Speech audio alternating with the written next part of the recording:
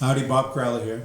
I have my blues hat on tonight to kind of respond to the Young and Challenge to present a blues version called the Pandemic Blues. And originally this song was entitled Mystery Song Number 5. I'll talk about that a little later. Nowadays it's the Mystery Song Number 5, the Pandemic Blues / Dark Skies. It's in A minor. Initially I thought this would be a really kind of humorous song, lighthearted song, something like, hey baby, we used to be able to dance cheek to cheek, but now we have to pull out our tape measures and keep a socially appropriate distance between each other. But it evolved, or maybe you might say devolved, into what it is now. So I'll get right into it. The Mystery Song Number 5, Pandemic Blues, Dark Skies. We view the stars and see them in a special way. They'll brighten skies in other worlds a billion miles away. Now it's only you and I to gaze upon this sky and raise a glass to toast the end of our world. I hold you tight, the night breeze gives us a chill. We wonder if the potion will work officially to kill. We dedicate this dance to what our species called romance, and slowly dance to the end of the world. Well, the wise men say in a relatively short time our kind will be completely gone. Our scientists, politicians, and preachers all failed us as the viral tide mutated on and on and on and on. One by one, our old friends disappear like ghosts. We imagine them in chateaus on the California coast. Perhaps we'll see them once again on the other side. Man comes and goes, but the earth will abide.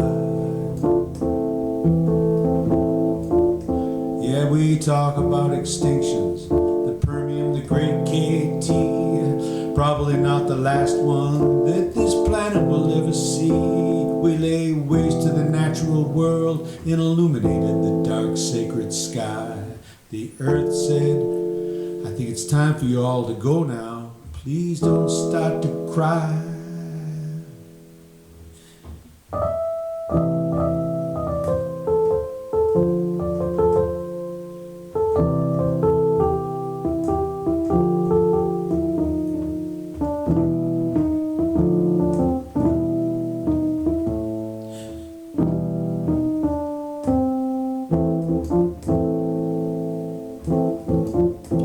We start to laugh, a small miracle I guess.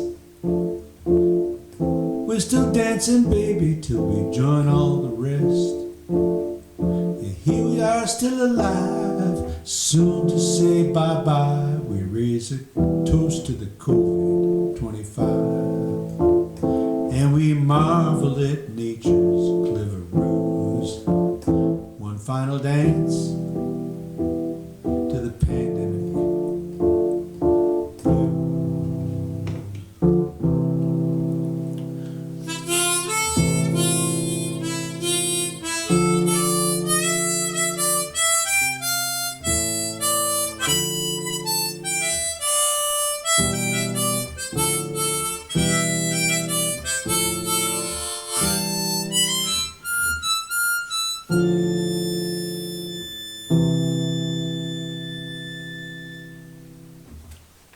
Thank you very much. Thank you very much. Thank you very much.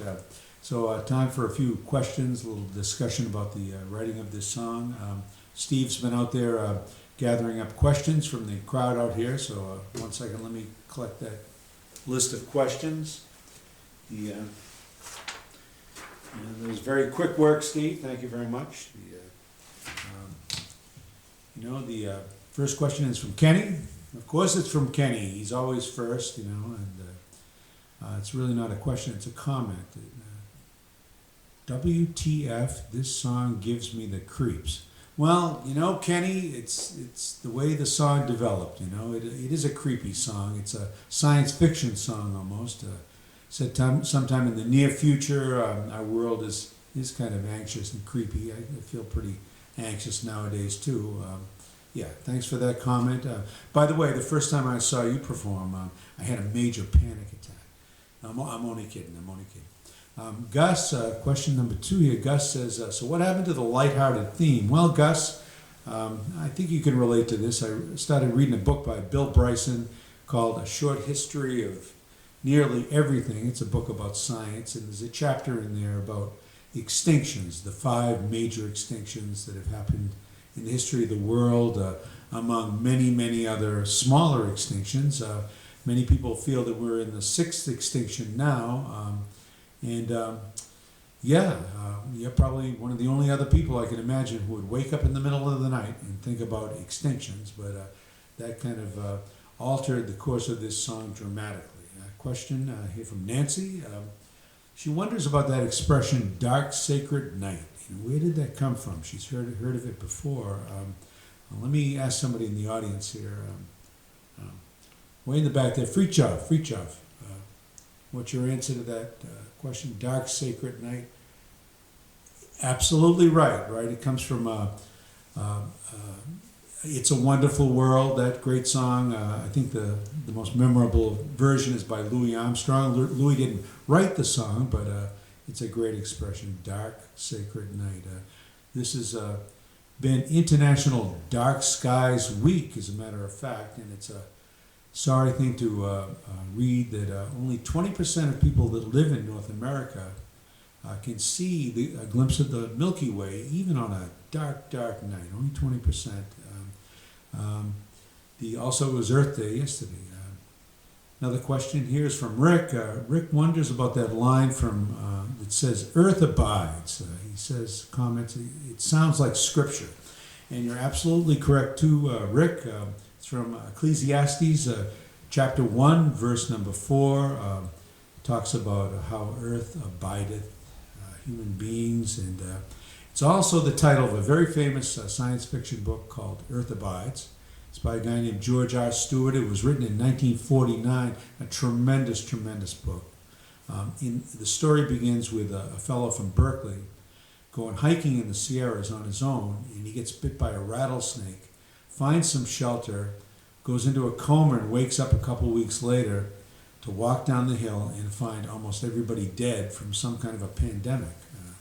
So the story is about how he finds other people living, and they collectively try to rebuild the world. Kind of spooky, but a really fine book.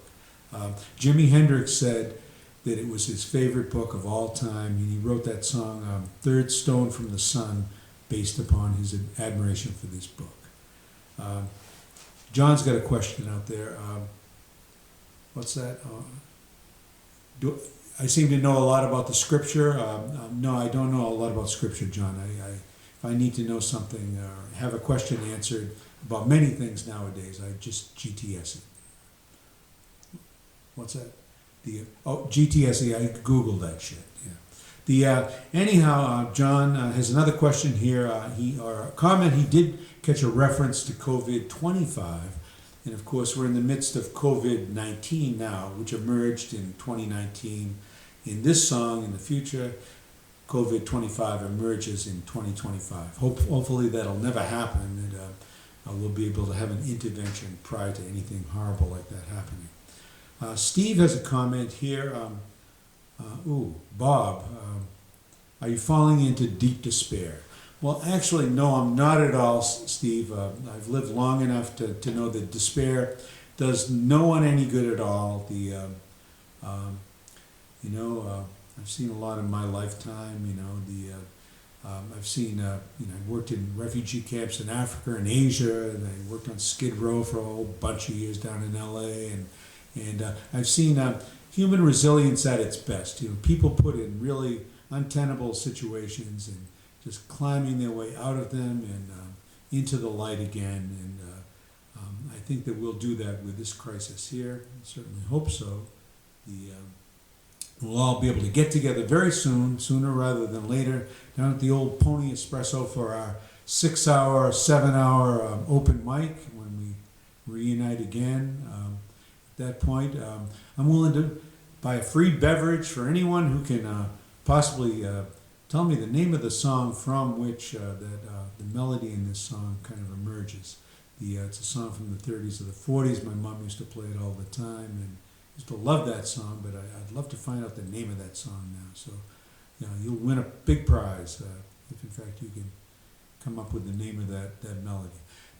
Anyway, thank you very much. It's been great performing for you guys, and have a great weekend, and everybody stay safe out there. See you at the Pony Espresso very soon.